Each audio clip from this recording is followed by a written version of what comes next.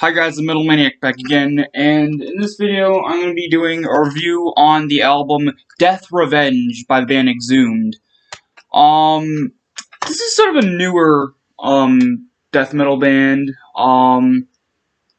They aren't really, I don't think they're that well known. I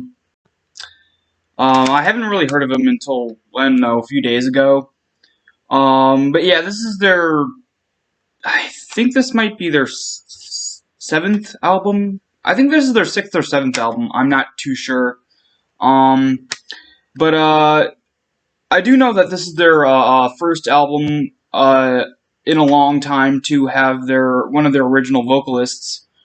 Anyway, so this album came out in 2017, and so yeah, it came out in 2017, and it has one of the original vocalists back.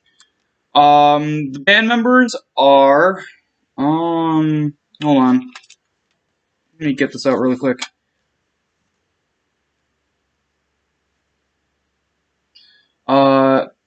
Michael Bud Burke on lead and rhythm guitars, and voice of William Burke.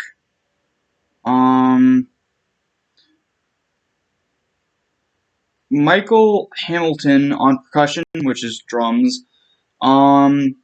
Matthew Harvey on rhythm and lead guitar, and voice of Robert Knox and the narrator. Ross Sewage, bass guitar, voice of William Hare, and narrator. Oh, also, the reason why there's the voice of this, voice of that, is because this is a concept album. Yep, this is a concept album, and so there are different characters sort of in the story of the whole thing. Okay, so this is a concept album based off of the grave robbing slash murders in Scotland in the 1830s.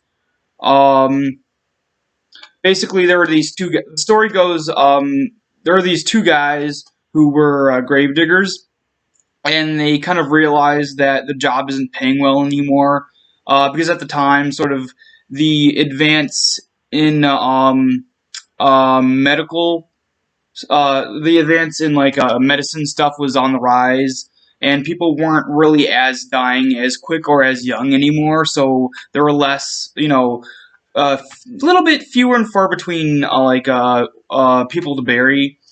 So they weren't making that much money off of it anymore, like they used to. So they decided to just go out and murder the murder the lowlives and scum of the town. Basically, people that no one will ever, no one will ever think of, remembering, or no one will ever sort of miss. And then they basically sold their bodies to medical schools and stuff like that as like anatomy cadavers, and made a lot of money.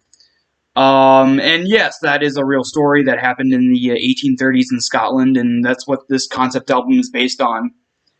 But yeah, so the first song is not really a song; it's sort of an introduction slash interlude, or not interlude, overture, called Death Revenge Overture, which it's pretty good. It has sort of like almost an 80s horror movie soundtrack vibe with a bit of synthesizing sound to it. Track number 2 is technically the first actual song on the album, and that is Defenders of the Grave. A really good song, pretty fast-paced, but yeah, just a really good song. Track number 3 is Lifeless, another great song. Track number 4 is Dead End, another great song. Sorry if I'm going through these quickly. I have a lot more to say about the album as a whole than the individual songs. Track number 4 is Dead End, awesome. Track number 5 is Nightwork. Okay, Nightwork's a very cool one because Yeah, it's kind of like fast paced and sort of like melodic throughout, but it has this really awesome vocal part in it where I think it's one of the vocalists. He basically take like behind the scenes. I think like he takes like some kind of fizzy drink like a soda or something and sort of gurgles it and makes this really sort of cool sort of gurgling sound that's also sort of a death metal scream at the same time, which sounds awesome. But yeah, it's sort of just a really cool moment in a really cool song. Um, track number. Oh, and also Nightwork has a pretty amazing guitar solo as well. There's actually quite a few really good guitar solos in here. Track number 6 is called Unspeakable, another great song. Also another really awesome guitar solo. Track number 7 is an interlude. It's Gravemakers of Edinburgh. This one is, it's pretty short. It's like, I think it's less than a minute, but it's still really cool to have like an overture. Again, it's like a proper, almost like a proper a horror movie soundtrack. Um, but yeah, the overture is short but sweet. And then after that is let's see, 4, 5, 6, 7, 8. Track number 8, Harrowing, another amazing song. Track number 9 is called A Funeral Party. One of my favorite songs on the album. It's very eerie, very creepy. Almost feels like a I don't know. It really does feel like it comes from like a soundtrack of a horror movie. Very catchy too. I love the riff. Um, Track number 10 is an instrumental, and what an instrumental. Track number 10 is called The Anatomy Act of 1832. I don't like. There's a lot of people that have reviewed this that complain about this instrumental and how it would be better if it was cut short and had vocals. But honestly, I see no problem with this instrumental. Actually, it's become one of my favorite instrumentals, probably up there with like "Voice of the Soul" by Death and "Transylvania" by Iron Maiden. It's just such a good instrumental. It doesn't need to be cut, and it doesn't need to have vocals. It's just so good. It's super catchy, super melodic, and I love the intro to the instrumental. It has like an almost acoustic piano type sound. I think they used an acoustic piano actually. I don't think it's a keyboard or anything. It's really cool. I absolutely love it. But yeah, the Anatomy Act of 1832 is an amazing instrumental. Um, Track number 11, Incarnate. I don't know how to pronounce that. Incarnated Hands. Also really good. And then track number 11, Death Revenge, the title track, also really good. So that's it for the songs. Let's move on to the artwork. The artwork is pretty much stylized. Has the style of like an old '80s horror movie poster. As you can see, they have even like they have the creases as if the poster is folded up or has been folded up and then unfolded. And no, those aren't actual creases. Those are just there to represent the style of old horror movie poster. Actually, I'm gonna get it soon, but if you get the vinyl version, this artwork is an actual full-fledged sort of poster that is amazing. I'm gonna get the vinyl version as soon as I possibly can because that's just amazing. But yeah, it's just a really cool artwork. I absolutely love it. Also, I love how it's sort of like a circle, like the image is inside a circle, almost like the artwork for the Slayer live album, Live Undead. That's really cool. And it's really detailed too. I love it. And I love the blues and blacks. And then you have the logo there in red. And then on the back, it has the track listing, and then it also has also to keep in line with the style of horror movie poster. It even has a tagline on the back, which I think on the poster that comes with the vinyl version is actually on the top of the poster. It says, "When life is cheap, death is a hell of a way to make a living." But yeah, and then also there's the disc inside there as a really cool drawing.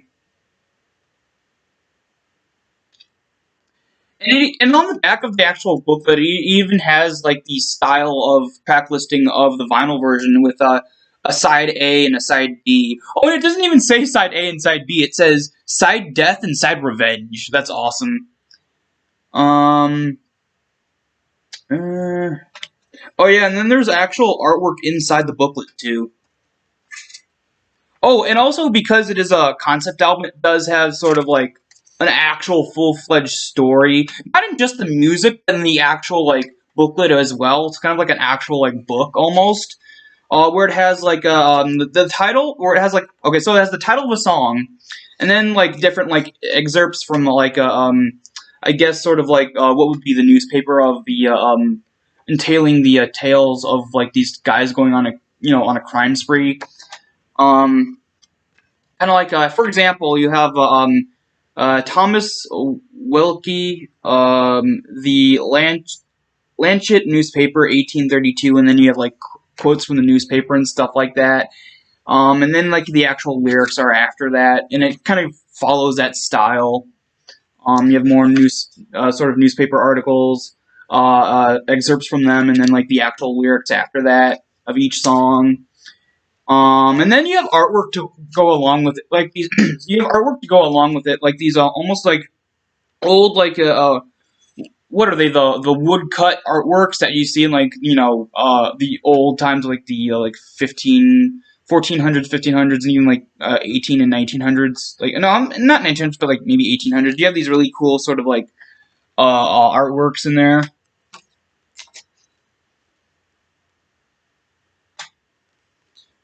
Oh yeah, and this is the picture on the actual disc.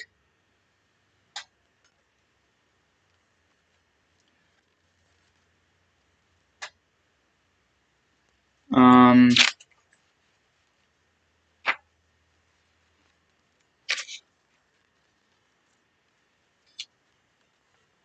Probably my favorite of the pictures, just one of the brothers in the story sort of almost looks like he's kind of going insane. You could see he's kind of hallucinating all these like faces in the ground.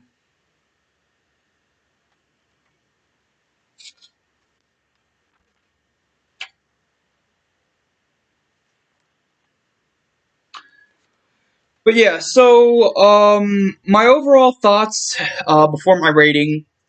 What a great concept album, and a death metal concept album. I've like before you listen to this, I've never before this I hadn't even heard of a death metal concept album before. Like, I was surprised because death metal isn't usually the kind of metal genre to have concept albums. Usually, it's more of progressive metal or heavy metal or even thrash metal. But death metal this is sort of a rarity because yeah, death metal just doesn't really do concept albums that well for the most part. But here it's flawless. I give this a 10 out of 10. The musicality, the duo vocals. Oh yeah, I forgot to tell you about the duo vocals. There are two vocalists, and they sort of swap different like lines throughout the songs and stuff like that. There you have the you have Ross Sewage. Yes, that's his name, Ross Sewage. That does a more deep guttural, almost Chris Barnes type, very deep guttural vocals. And then you have the other guy who does more of the really raspy, high, almost raspy sort of shrieky vocals that you would hear on like the like David Vincent from the like first Morbid Angel album. Um, but yeah, those vocals, those duo vocals, are amazing. They work really well with one another. Instrumentation, like the drumming's great. What I really love is that they mix two different styles of death metal perfectly. You have on one side you have the old school thrashy death metal from like the late 80s, early 90s, and then you have the more modern melodic death metal, which they blend perfectly. They blend it so well together to where you have the best of both styles. And then like the guitars. So like for example, you have the more thrashy, sort of old school death metal riffs, guitar riffs, and then the actual guitar solos are the more melodic, of the more melodic, more intricate sort of the melodic death metal style. And then the vocals are two different old school death metal style vocals. So yeah, I love how they like combined all those two completely different styles of death metal into one amazing new style. Um, but yeah, overall, this is a perfect album. And what an album! Like a concept album, a death metal concept album. Yeah, it's a 10 out of 10. Definitely up there in my top 10 favorite death metal albums, which I will do a video about. I will do a video of my top 10 favorite death metal albums probably next year when I can finally get my list together. I do have a list, although it's incomplete, because it's just really hard to pick just 10. But I have like one spot left, which will be filled at some point, um, probably next year. But yeah, so I will have to get that together at some point soon. But yeah, so that's about it for this video. Hope you guys enjoyed, and I will see you all next time.